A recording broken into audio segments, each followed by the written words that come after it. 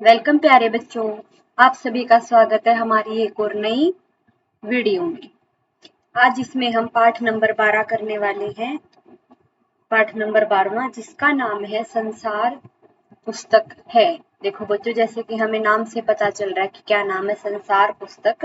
यानी कि जो हमारी ये संसार है, जो हमारी ये दुनिया है, वो क्या है, एक पुस्तक की तरह है, एक पुस्तक है। चलिए हमें इस पाठ में क्या बताया गया है आगे पढ़ते हैं और जानने की कोशिश करते हैं। जब तुम मेरे साथ रहती हो जब तुम मेरे साथ रहती हो तो अक्सर मुझसे बहुत ही बातें पूछा करती हो और मैं उनका जवाब देने की कोशिश करता हूँ। देखो बच्चों, इसमें लेखक कह रहे हैं कि जब तुम, यानी कि लेखक किसी से बता रहे हैं, किसी से कह रहे हैं कि जब तुम मेरे साथ रहती हो, यानी कि मेरे आसपास रहती हो, मेरे साथ में रहती हो, तो अक्सर यानी कि ज्यादातर समय में तुम मुझसे बातें ही पूछा करते हो। कभी कुछ बातें पूछ लेती हो, कभी कुछ पूछती हो, और मैं उनका तुम्हें अच्छे से जवाब देने की कोशिश करता हूँ, तुम्हें अच्छे से समझाने की कोशिश करता हूँ।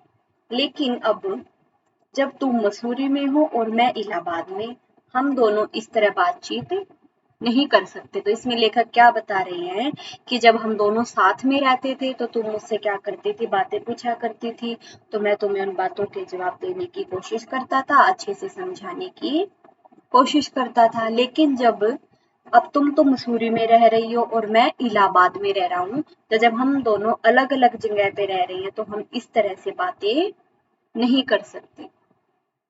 इसलिए मैंने इरादा किया है, यानी कि मैंने इरादा बनाया है, कि मैंने प्लान बनाया है, मैंने ये सोचा है कि कभी कभी तुम्हें इस दुनिया की, यानी कि कभी कभी जो ये दुनिया है, जिस दुनिया में हम रह रहे हैं, इस दुनिया की उन छोटे बड़े देशों की जो इस दुनिया में है, छोटी छोटी कथाएं लिखूं। यानी कि देखो बच्चों, जो इस दुनिया में कोई छोटा देश है तो कोई बड़ा देश है। दुनिया में हर तरह के हैं, कोई ज्यादा बड़ा है, कोई बीच का है, कोई देश बिल्कुल छोटा सा है।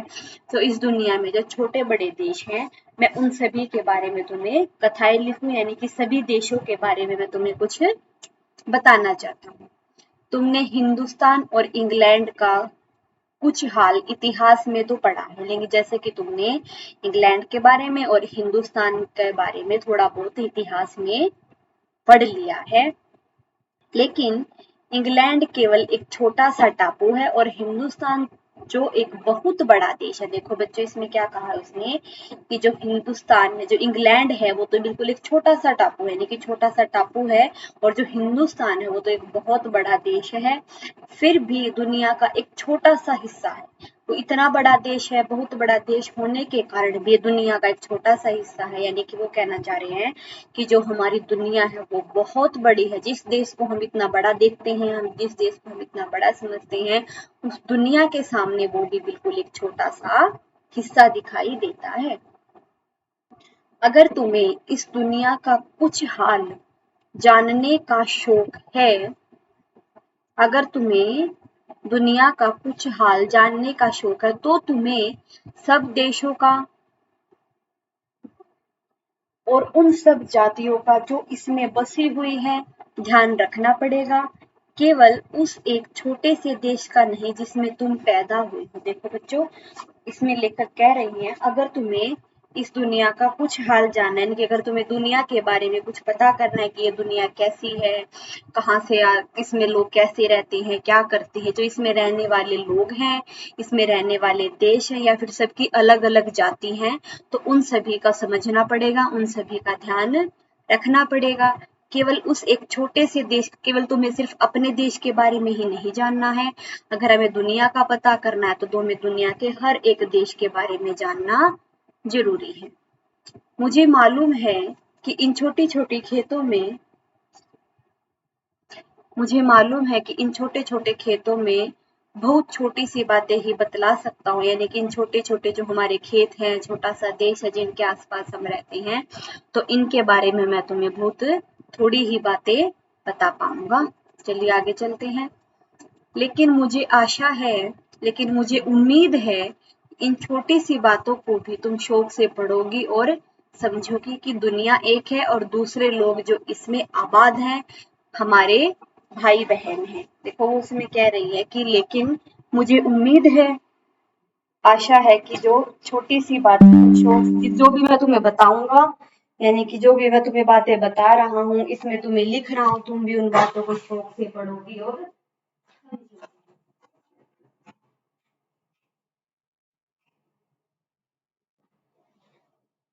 कि जो दुनिया है वो क्या है, दुनिया तो एक है, और जो इसमें लोग आबाद है, यानी कि जो इसमें लोग रहते हैं, जो इसमें लोग बसे हुए हैं, ये सब कौन है, हमारे भाई बहन हैं। ये सब कौन है, हमारे भाई बहन हैं। जब तुम बड़ी हो जाओगी, अगर जब तुम बड़ी हो जाओगी तो तुम इस दुनिया और उसके आदमियों का हाल मोटी मोटी किताबों में पढ़ोगे, यानी कि जब तुम बड़ी हो जाओगी कि हमारी दुनिया कैसी थी, कैसे यहाँ पर लोग रहते थे, कैसे यहाँ पर लोग काम करते थे, तो इन सभी चीजों का हाल तुम्हें मोटी मोटी किताबों में पढ़ोगे।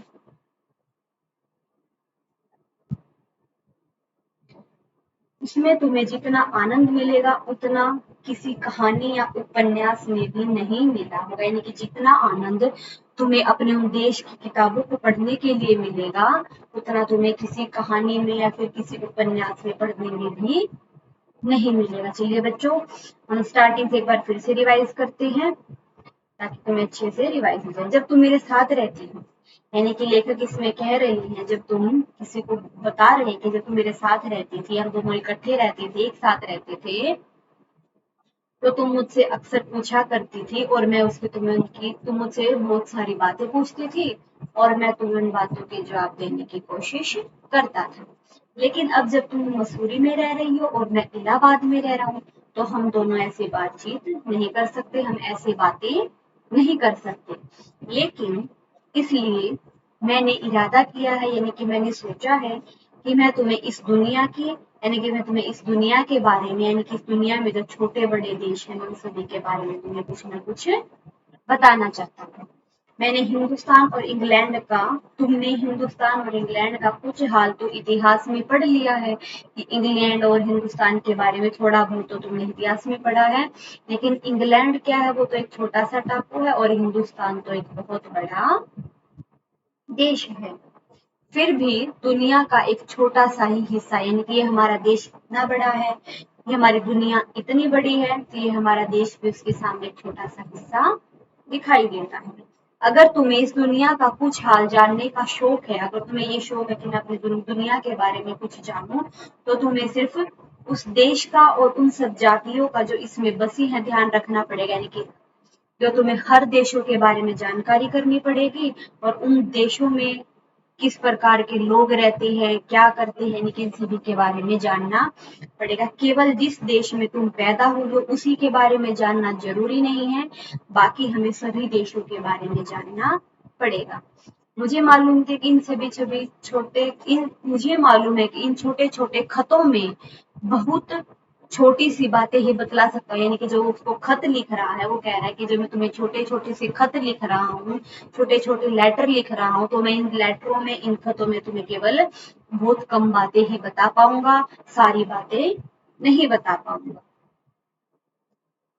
लेकिन मुझे उम्मीद है कि इन छोटी सी बातों को भी तुम शौक से पढ़ोगी और समझोगी। यानी कि मुझे उम्मीद है, मैं जितने भी कम बातें लिखता हूँ, यानी कि जितना भी छोटी अगर लिख पाता हूँ, तो मुझे उम्मीद है कि इन सभी बातों को शौक से पढ़ोगी और उनको ध्यान से समझोगी कि दुनिया तो एक है और जो इसमें हर लोग रह रहे हैं, जितने भी लोग हैं, वो सब कौन है, हमारे भाई बहन है। जैसे ही तुम बड़ी हो जाओगी, तो तुम इन दुनिया के बारे में सारा हाल, दुनिया की सारी बातें उन मोटी मोटी किताबों में पढ़ लोगी और तुम्हें उन किताबों को पढ़ने में इतना मजा आएगा, इतना आनंद मिलेगा, इतना तो तुम्हें किसी कहानी या फिर उपन्यास को पढ़ने में भी नहीं मिलेगा। ठीक है बच्चों, चलिए आगे चलते हैं।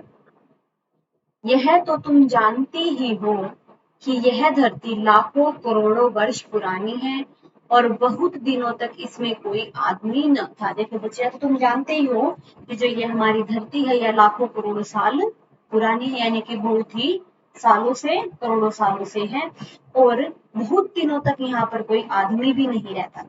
कौन नहीं रहता था? कोई आदमी नहीं रहता था। इसलिए आदमियों से पहले सिर्फ यहाँ पर कौन रहते थे? जानवर रहते थे और जानवरों से पहले भी एक ऐसा समय था जब इस धरती पर कोई जानदार चीज न थी। यानी कि जैसे बेटा जैसे पहले धरती बनी थी, सबसे पहले क्या था, धरती पर कुछ भी नहीं था, कोई भी नहीं था। उसके बाद धीरे धीरे करके जानवर आने लगे, पशु पक्षी आने लगे।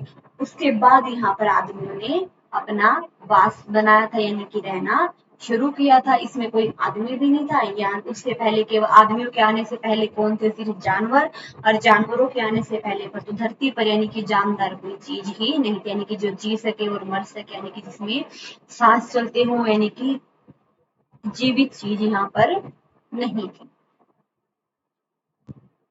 आज जब यह दुनिया हर तरह के जानवरों और आदमियों से भरी हुई है, उस जमाने का ख्याल करना भी मुश्किल है जब यहाँ कुछ न था। लेकिन जब आज इस दुनिया में हर तरह के तो जानवर हैं और हर तरह के आदमियों से ये दुनिया हमारी क्या है, भरी हुई है। हर तरह के जानवर, पशु पक्षी, आदमी, गोरे, लंबे, मोटे, काले, हर तरह के आदमी मिलते हैं, हर तरह की जाति के आदमी होते हैं।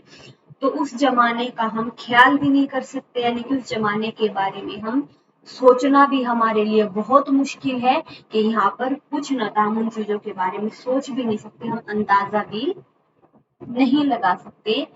केवल लेकिन विज्ञान जानने वालों और विद्वानों ने, यानी कि जो विज्ञान जानने वाले हैं या फिर जो विद्वान हैं, जिन्होंने इस विषय को खूब सोचा और पढ़ा है, लिखा है कि एक समय ऐसा था जब यह धरती बेहद गर्म थी और इस पर कोई जानदार चीज नहीं रह सकती थी। और अगर हम उनकी किताबें पढ़ें और पहाड़ों और जानवरों की पुरानी हड्डियों को गौर से देखें तो हमें खुद मालूम होगा कि ऐसा समय जरूर रहा होगा। देखो बच्चों, जैसे कि हमने यहाँ तक पढ़ा था ना कि उस जमाने के बारे में हम सोच भी नहीं सकते कि यहाँ पर कुछ नहीं था। देखो लेकिन जो हमारे वैज्ञानिक हैं और जो हमारे विद्वान लोग हैं, उन्होंने इस विषय को खूब, यानी कि इस विषय के बारे में, इन चीज के बारे में खूब सोचा है और पढ़ा है और लिखा भी है, यानी कि दूसरों को बताने की कोशिश भी की है कि एक समय ऐसा जरूर था कि धरती पर कुछ भी नहीं था। जो धरती थी या बहुत बेहद गर्म थी, बहुत ज्यादा गर्म थी, इस पर कोई जानदार चीज नहीं रह सकती, यानी कि कोई इसमें यहाँ पर कोई जीवित चीज नहीं रह सकती थी, क्योंकि यहाँ पर धरती थी ही इतनी गर्म, यहाँ पर कुछ भी नहीं हो सकता था।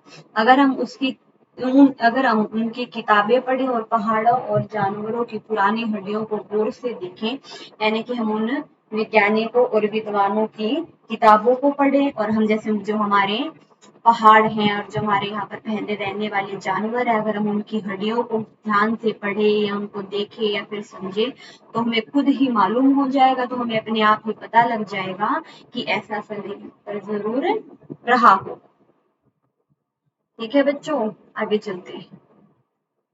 तुम इतिहास की किताबों में ही पढ़ सकती हो। इसमें उन्होंने क्या कहा है कि जो हमारी इतिहास की किताबें हैं, जो हमारे पुराने समय की किताबें हैं, तुम उन किताबों में ही पढ़ सकती हो। लेकिन पुराने जमाने में तो आदमी पैदा ही ना हुआ था तो किताबें कौन लिखता। लेकिन जो बहुत जहाँ पर आदमी ही नहीं थे जब के बारे में यहाँ पर, तो उस जमाने के बारे में किताबें कौन लिखता, जब यहाँ पर कोई था ही नहीं तो किताबें कौन लिखता। तब हमें उस जमाने की बातें कैसे मालूम होगी, यानी कि उस टाइम की बात, उस समय की बात हमें कैसे पता चलेगी कि जब यहाँ पर कोई आदमी ही नहीं था। यह तो हो ही नहीं सकता कि हम बैठे बैठे हर बात सोच लेगा, लेकिन यह नहीं हो सकता कि हम सिर्फ अपने घर पे आराम से बैठे रहें और सोचते रहे और हमें सारी बातें पता चल जाए। यह बड़े मजे की बात होती, क्योंकि हम तो चीज चाहते सोच लेते और सुंदर परियों की कहानी गढ़ लेते। अगर ऐसा हो सकता कि जो हम सोचते वही बात सच होती तो यह तो बहुत मजे की बात होती है, तो बहुत अच्छा होता, क्योंकि हम जो चीज चाहते, यानी कि जिस चीज को हम चाहते, जिस काम को हम करना चाहते उसको हम सोच लेते और वो काम हो जाता। और सुंदर परियों की कहानियां हैं जो वो हम खुद ही गढ़ लेते। लेकिन जो कहानी किसी बात को देखे बिना ही गढ़ ली जाए वह ठीक कैसे हो सकती है, यानी कि जो बात या फिर जो भी कहानी हम किसी चीज को देखे बिना अगर उसके बारे में बताएं, उसके बारे में कहें तो वह कैसे ठीक हो सकती है अगर हम बिना देखे किसी के बारे में कुछ भी नहीं कैसे कैसे देखो आप, अब आपको मैं कोई भी चीज है बच्चा, आप उसके बारे में बगैर देखे थोड़ी बता सकते हो कि वो चीज क्या है कैसी है। तो किसी भी चीज के बारे में उसको देखना उसको समझना बहुत ज्यादा जरूरी है। बगैर देखे बगैर समझे हम उसके बारे में कुछ भी नहीं बता सकते। लेकिन खुशी की बात है कि उस जमाने की पुराने जमाने की लिखी हुई किताबें न होने पर भी कुछ ऐसी चीजें हैं जिनसे हमें उतनी ही बातें मालूम होती हैं जितनी किसी किताब से होती है। यानी कि देखो, लेकिन यह है कि खुशी की बात है, एक अच्छी बात है कि पुराने जमाने की भले ही लिखी हुई किताबें नहीं है, क्या है कि पुराने जमाने की भले ही किताबों में कुछ नहीं लिखा हुआ उनके बारे में, लेकिन कुछ हमें एक ऐसी चीजें मिली हैं, कुछ ऐसे कंकाल हैं, हड्डियां हैं, या फिर कुछ ऐसे निशान हैं, कुछ ऐसी चीजें मिली हैं कि जिनसे हम बता मालूम कर सकते हैं, जिनसे हम पता कर सकते हैं, जिनसे हमें पता हो सकता है, मालूम हो सकता है कि पुराने जमाने में क्या रहा होगा। उतनी ही बातें हमें उन चीजों से पता चल जाती है जितनी हमें किताबों से पता चलती है।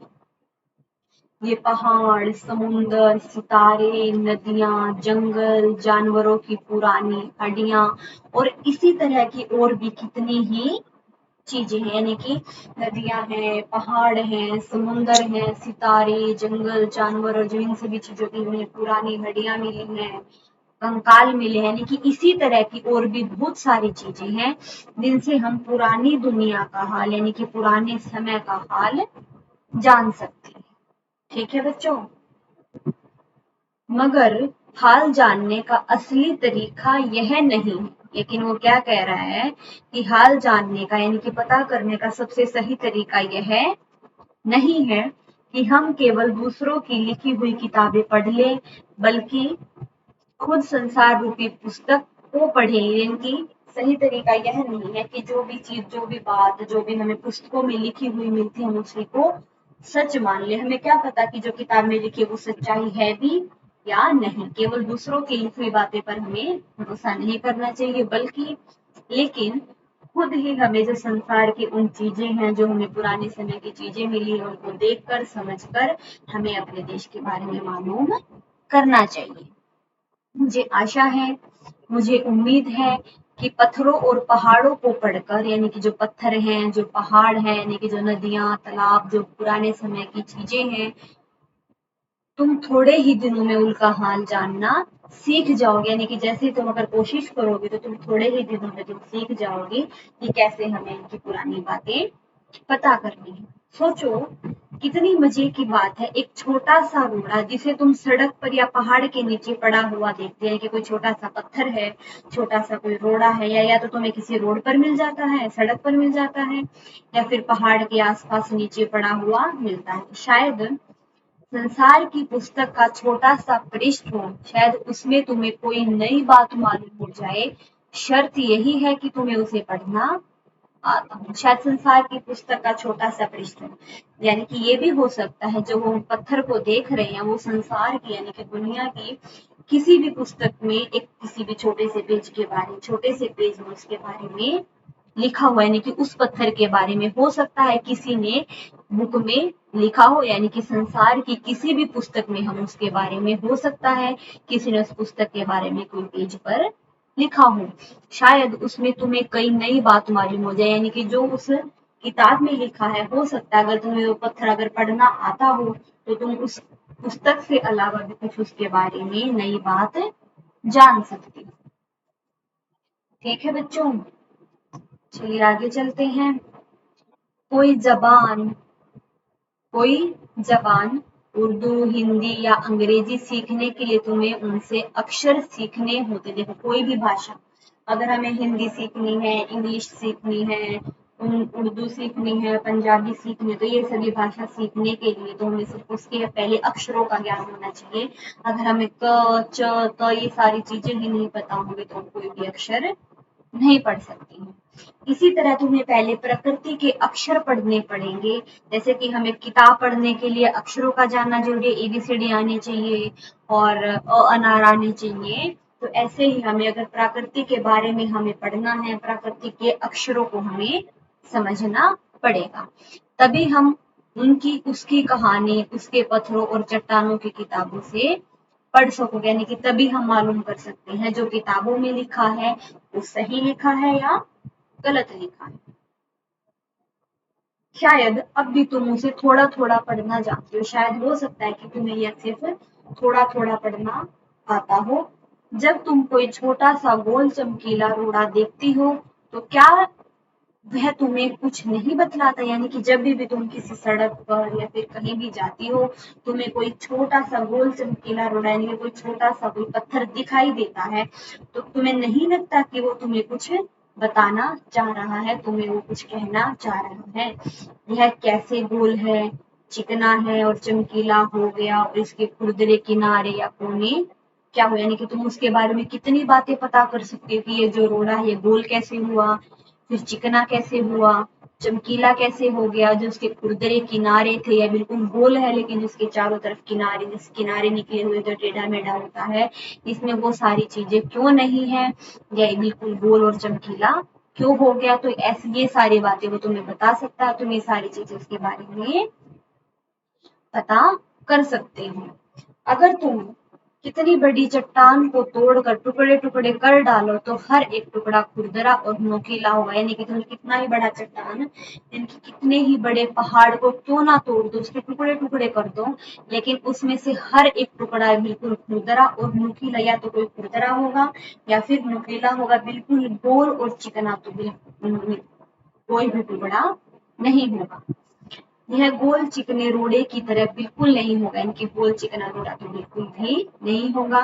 फिर यह रोड़ा कैसे इतना चमकीला चिकना और गोल हो गया, यानी कि जब यह किसी पहाड़ से टूटा होगा तब तो यह बिल्कुल गोल और चिकना इतना हो ही नहीं सकता, लेकिन अब यह इतना गोल चिकना और चमकीला कैसे हो गया। अगर तुम्हारी आंखें देखें और कान सुने, अगर तुम अपनी आंखों को खोल कर ध्यान से देखो या फिर सुनो समझो, तो तुम उसी के मुंह से उसकी कहानी सुन सकते हो, यानी कि वो जो तुम उस पत्थर को देखकर, उस घोड़े को देखकर ही समझ सकती हो कि वो तुम्हें क्या बता रहा है, यानी कि वो तुम्हें खुद ही अपने बारे में बातें बता सकता है।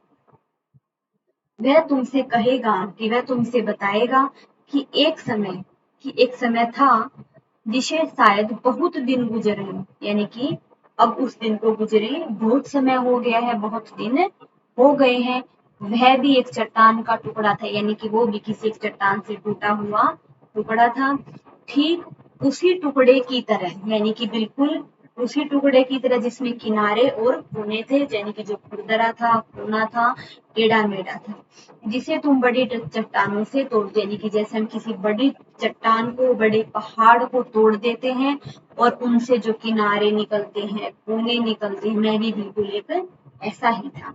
शायद वह किसी पहाड़ के दामन में पड़ा रहा, शायद वह किसी पहाड़ के यानी कि नीचे ही पड़ा रहा और तब पानी आया और उसे बहाकर छोटी छोटी घाटी तक ले गया, यानी कि जैसे पानी आया बहाव में, पानी के बहाव में वह बहकर एक घाटी से दूसरी घाटी, यानी कि वो छोटी छोटी घाटियों तक ऐसे चलता रहा। वहां से एक पहाड़ी नाले ने ढकेल कर उसे एक छोटे से दरिये में पहुंचा दिया, यानी कि जो पहाड़ी नाला था वहां से हटकर वो किसी छोटे से दरिये में आ गया और उस छोटे से दरिये से वह बड़े दरिये में पहुंच गया और छोटे दरिये से वह लुढ़कता हुआ पानी के बहाव में बहता हुआ बड़े दरिये तक पहुंच गया। इस बीच वह दरिया के पेंदे में लुढ़कता रहा, यानी जैसे कि देखो हम पहाड़ों में जाते हैं ना, पहाड़ों से पानी गिरता है, तो वो ऐसे ही वो जो पत्थर है वो कभी पानी में रहा, कभी उधर गिरा, कभी उधर गिरा, कभी उधर लुढ़का, कभी उधर लुढ़का, तो ऐसे ही वो क्या हो गया, घिस घिस कर जिसके किनारे क्या हो गए, घिस गए और वो ऐसे ही पानी में इधर से उधर बहाता रहा और वह चिकना और चमकदार हो गया। इस तरह वह कंकड़ बना तो तुम्हारे सामने है और वह ऐसे ही कि अभी कभी ये कोना टूट गया, कभी उधर से हो गया, कभी उधर से हो गया, तो यानी कि जो एक रोड़ा है वो तुम्हारे सामने आज एक कंकड़ बनकर रह गया है। किसी वजह से दरिया उसे छोड़ गया, यानी कि किसी भी कारण की वजह से, कुछ भी हो सकता है, दरिये में बह रहा था उसकी वजह से वो उसे छोड़ गया और तुम उसे पा गए, और जैसे दरिया मुझे यहाँ पर छोड़ गया और तुम्हें दिखाई दे गया। अगर दरिया उसे और आगे ले जाता वह छोटा होते होते अंत में भालू का एक जर्रा हो जाता और समुंदर के किनारे अपने भाइयों से जा मिलता, जहां एक सुंदर भालू का किनारा बन जाता जिस पर छोटे छोटे बच्चे खेलते और भालू के घरोंदे बनाते। देखो बच्चे, इसमें क्या कह रहा है, अगर वो दरिया उसे यहाँ नहीं छोड़ के जाता, यानी कि जिस पानी के साथ वो आगे, जिस बहाव के साथ वो आगे बह रहा है, अगर वह उसे यहाँ छोड़कर नहीं जाता, उसको अपने साथ ले जाता, तो वह छोटा बिल्कुल आगे बहकर छोटा होते होते अंत में, यानी कि बिल्कुल आखिर में एक भालू का, यानी कि एक रेत के कण जैसा हो जाता है। बेटा देखो, आपने रेत देखा है ना, जो रेत होता है बिल्कुल एक रेत के दाने जितना हो जाता, और समुंदर के किनारे जो इनके, और ऐसे बहते बहते कहाँ पहुंच जाता, समुंदर के किनारे पर बहकर अपने भाइयों से जा मिलता। इनके भाइयों से जा मिलने का बच्चों क्या है कि यहाँ पर जो उस चट्टान से, उस पत्थर से ये जो रोड़ा टूटा है, चमकीला रोड़ा टूटा है, वह जैसे वहां उसके और भी जो पत्थर हैं वहां जाकर गिरे हुए हैं, तो वह भी उनके साथ जाकर मिल जाता, जहां एक सुंदर भालू का किनारा, यानी कि नदी का किनारा समुद्र के किनारे पर जा पहुंचता, जिस पर क्या है, छोटे छोटे बच्चे खेलते हैं और उस भालू से, यानी कि उन मिट्टी के घरोंदे, यानी कि अपना घर बनाकर खेलते हैं। अगर एक छोटा सा रोड़ा तुम्हें इतनी बातें बता सकता है, यानी कि जो एक छोटा सा जो रोड़ा है, एक पत्थर का टुकड़ा है, जो तुम्हें एक टुकड़ा इतनी बातें बता सकता है, तो तुम सोचो, समझो, पहाड़ों या फिर दूसरी चीजें जो हमारे चारों तरफ है, वो हमें कितनी बातें मालूम हो सकती है। यानी कि जब हम छोटे से पत्थर से इतनी बातें पता कर सकते हैं, जो हमारे आसपास इतनी हजारों लाखों चीजें हैं, या फिर पहाड़, पेड़ पौधे, इतने बड़े बड़े पहाड़ हैं, इतनी इतनी सारी चीजें हैं, तो हम सोच कर देखो, तो हम उनसे कितनी बातें मालूम कर सकते हैं, कितनी बातें पता कर सकते हैं। ठीक है बच्चों, यहीं पर ये पाठ हमारा समाप्त होता है। और इसके लेखक कौन है? जवाहरलाल नेहरू। चलिए हम जवाहरलाल नेहरू के बारे में थोड़ा सा पढ़ते हैं, लेखक के बारे में पढ़ लेते हैं। जवाहरलाल नेहरू है बेटा 14 नवंबर 1889 और 27 नवंबर 1964 आजाद भारत के प्रथम प्रधानमंत्री बने थे। बच्चों से उन्हें बेहद लगाव था, यानी कि वो बच्चों से बहुत ज्यादा प्यार करते थे। वे चाचा नेहरू के नाम से जाने जाते हैं, कि जवाहरलाल नेहरू में कोई नहीं जानता, तो उन्हें सब चाचा नेहरू के नाम से जानते थे। उनकी बेटी इंदिरा जब 10 वर्ष की थी, यानी कि जो उनकी बेटी है इंदिरा, जब वो 10 साल की थी, तो नेहरू जी ने उन्हें अनेक चिट्ठियां लिखी थी, जिसमें बताया था कि पृथ्वी की शुरुआत, यानी कि जो ये बातें हैं बच्चों, जो हमने ऊपर पाठ पढ़ा, ये नेहरू जी ने अपनी 10 साल की बेटी को लिखा है, और उसमें बताया है कि पृथ्वी की शुरुआत है जो वो कैसे हुई है, और मनुष्य ने अपने आप को कैसे धीरे धीरे समझा, पहचाना है। ये चिट्ठियां बच्चों में अपने आसपास की दुनिया के बारे में सोचने, समझने और जानने की उत्सुकता पैदा करती हैं। नेहरू जी को अपने देश के बारे में बोलने बतलाने में विशेष आनंद मिलता था, यानी कि बहुत मजा आता था। वे सभी चिट्ठियां पिता के पत्र पुत्री के नाम, पिता के पत्र पुत्री के नाम पुस्तक में संकलित, यानी कि पुस्तक का नाम है बच्चों पिता के पत्र पुत्री के नाम। ये सारी चिट्ठियों के बारे में उन सब उस पुस्तक में लिखा हुआ है। संसार पुस्तक है, इस पुस्तक से आभार साभार लिया गया है। खास बात यह है कि ये पत्र नेहरू जी ने अंग्रेजी में लिखे थे, और उनका हिंदी में अनुवाद हिंदी के मशहूर उपन्यासकार मुंशी प्रेमचंद्र ने किया है। यानी कि ये पत्र है वो तो अंग्रेजी में लिखे हुए हैं, लेकिन हिंदी में उस पत्र को किसने लिखा है? मुंशी प्रेमचंद्र ने लिखा है। ठीक है बच्चों, इसके साथ ही हमारा ये पाठ समाप्त होता है। अगले वीडियो में हम इसके प्रश्न उत्तरों को करने वाले हैं। इस वीडियो के लिए इतना ही। आगे अगली वीडियो में मिलते हैं। धन्यवाद। आपका दिन मंगलमय हो।